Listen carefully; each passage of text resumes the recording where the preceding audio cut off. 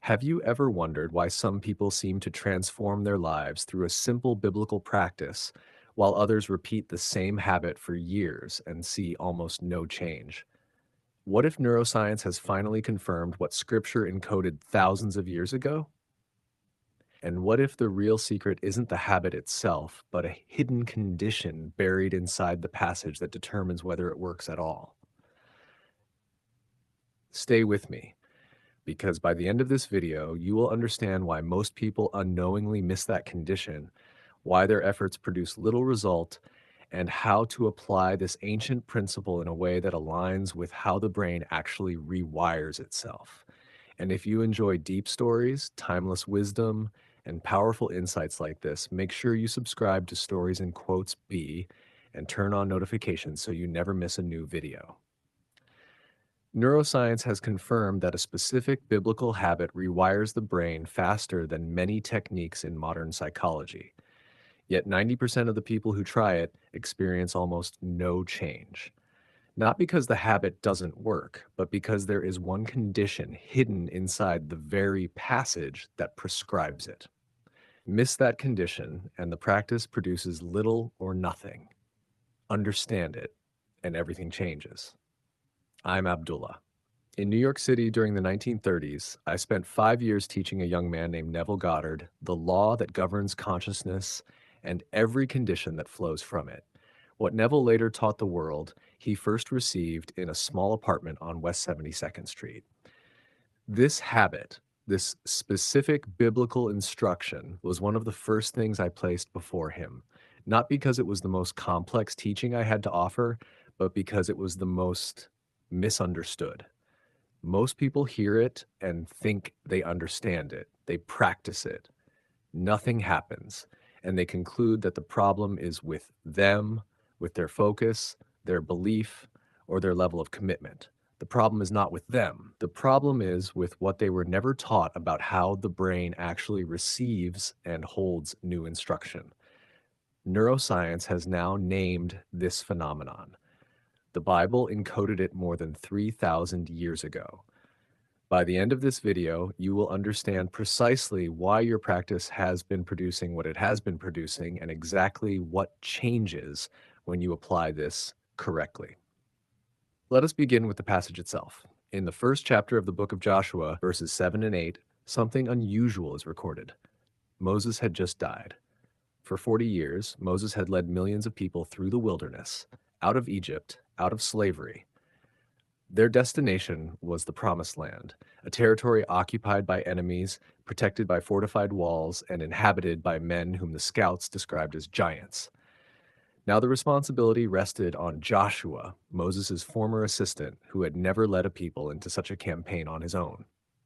The task before him was, by any honest measure, impossible. A man newly placed in command, millions of people depending on him, a land that had never been surrendered. And at this exact moment, when the pressure was highest, when the stakes had never been greater, when every practical instinct would have said, plan, organize, prepare, this is when God spoke to Joshua. And what did God say? This book of the law shall not depart from your mouth, but you shall meditate on it day and night, so that you may carefully observe all that is written in it. For then you will make your way prosperous, and then you will have good success. 5 commands given in the same breath. Be strong and courageous. Observe carefully what is written. Do not turn from it or to the left. Do not let the word depart from your mouth. Meditate on it day and night. This was prescribed to a military commander standing at the edge of the most consequential transition of his life. Why? Why would the instruction for success in an impossible situation be meditation? Why those 5 commands in that order at that moment?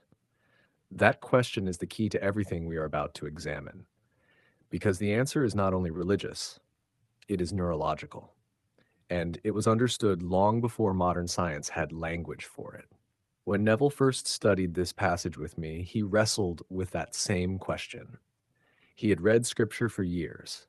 He understood the surface meaning, but he had not yet grasped what I am about to show you. That this passage is not merely an ancient religious directive. It is a precise description of how consciousness receives and imprints new instruction. Here's what Neville eventually came to understand, and what I want you to hold clearly before we move into the science. The crisis in Joshua's story is not incidental to the prescription. The crisis is part of the mechanism. God did not tell Joshua to meditate after things settled down. He told Joshua to meditate in the middle of the most urgent transition of his life. And there is an exact neurological reason why that timing matters. Modern neuroscience uses a term for the brain's ability to form new patterns of thought and behavior: neuroplasticity. For most of scientific history, the brain was believed to be essentially fixed after childhood. You had the patterns you had, and the best you could do was manage them. That turned out to be wrong. The brain is not static. It is constantly reorganizing itself, dismantling old neural pathways and constructing new ones based on what you consistently think, feel, and do.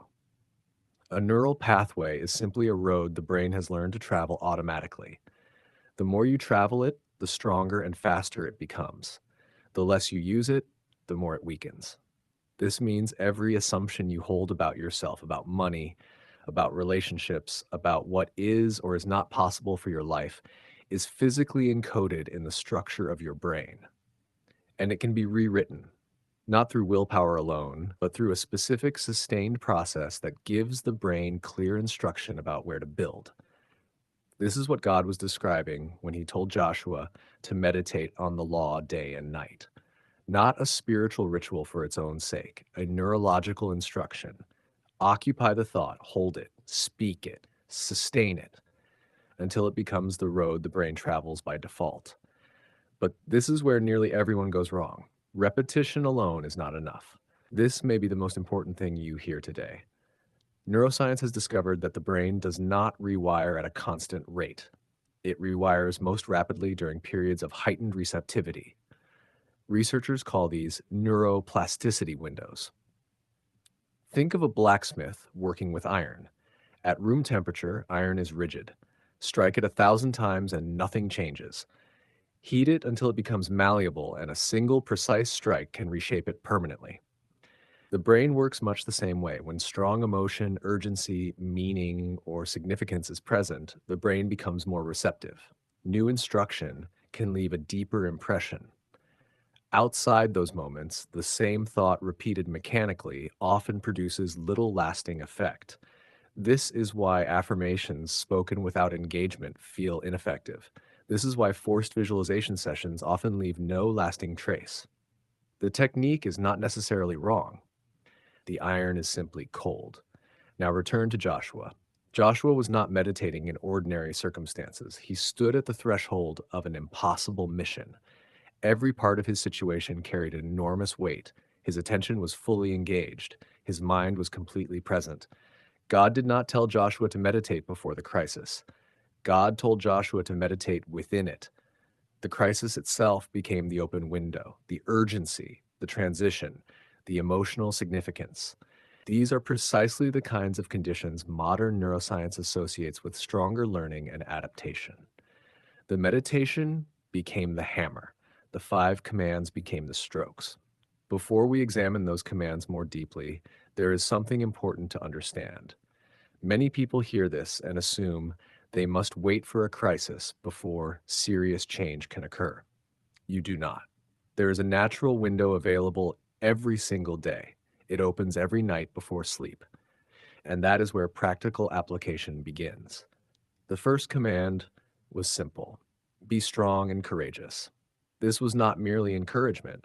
It was a call to remain committed to a new assumption, even when external evidence suggested otherwise. The second command was to observe carefully. The Hebrew word carries the sense of guarding and protecting.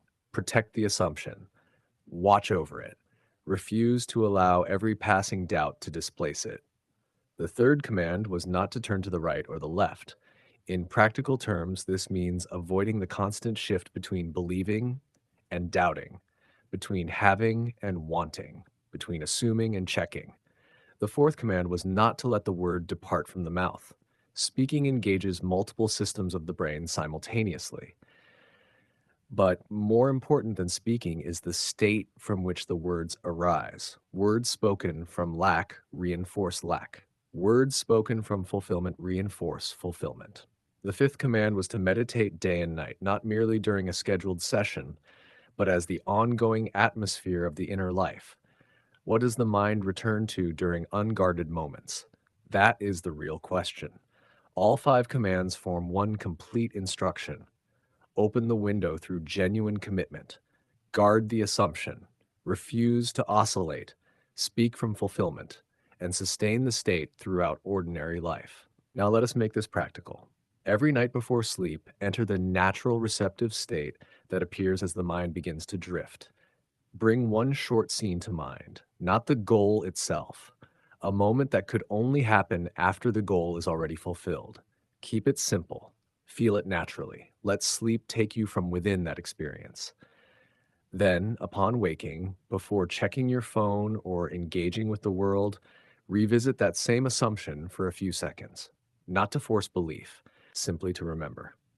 Finally, throughout the day, guard against the habit of checking.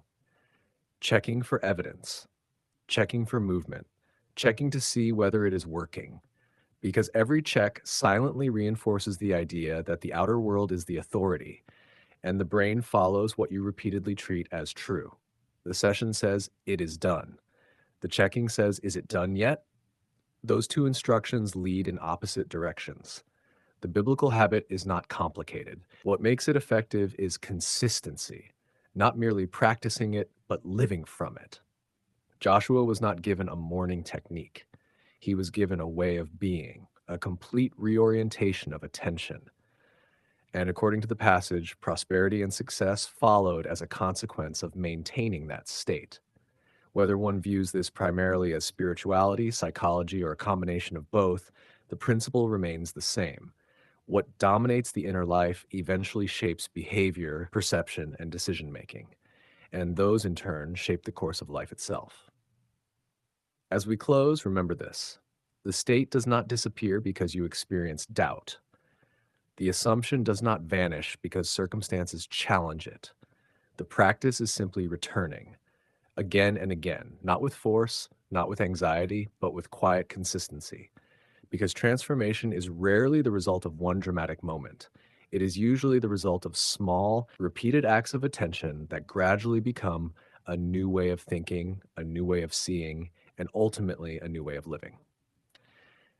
If you found this video valuable, subscribe to Stories and Quotes B, like this video, and share it with someone who needs this message today. And tell us in the comments, have you ever noticed how your inner assumptions shape your outer experiences? Thank you for watching. Until next time, keep learning, keep growing, and remember,